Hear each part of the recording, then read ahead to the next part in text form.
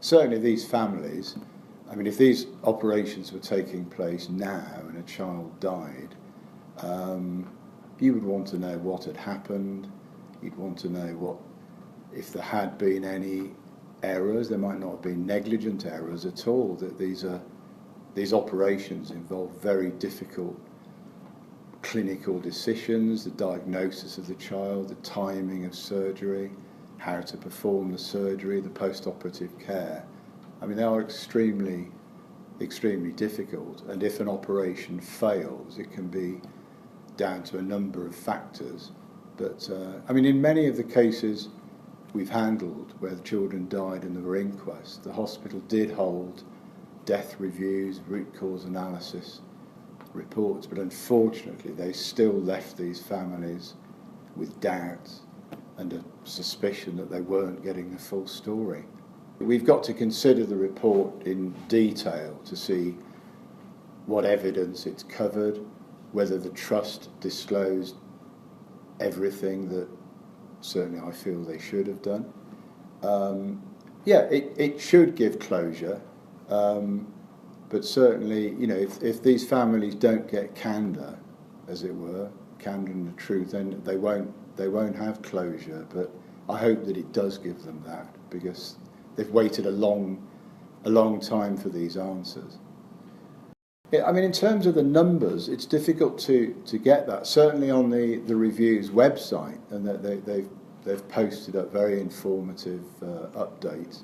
At one point, the review's website said they'd been contacted by, I think it was 239 families, and I think it did say with expressions of concern.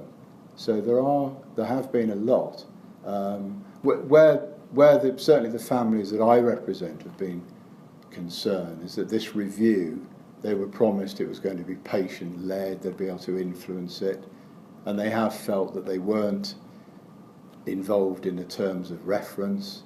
As I say, having a cut-off whereby the expert panel and review was only going to look at operations after 2010, I guess that must have cut the numbers. I mean, there is a concern that the families have had, that although there was that cut-off whereby they wouldn't scrutinise operations before 2010, the review did invite families and children to come forward to give statements. And I'm afraid the families, rightly or wrongly, had a suspicion that the trust were trying to influence the review in that way. I know that's something that the review fully rebutted, but I can only say on what the clients that I represent have said. So they felt there has been some unfairness, and they haven't had the involvement and measure of influence that they feel they were promised at the outcome. Part of the family's frustration as to why they feel they were restricted in how they could influence the review. They weren't able to really propose the evidence that the review should obtain from the trust.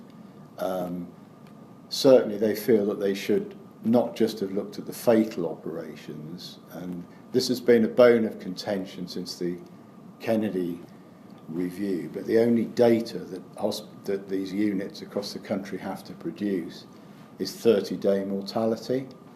So from a statistical point of view, if your child survives for 35 days, that child is regarded as a success, because the child has survived this 30-day period. So there has been a strong view that the review should have looked at all operations, not just from 2010, but all operations, good outcomes, bad outcomes.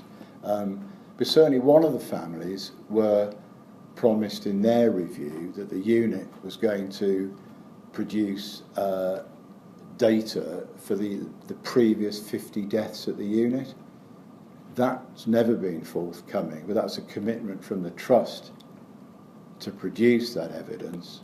And it'll be interesting to see when we analyse this report whether that evidence was disclosed by the trust to the review.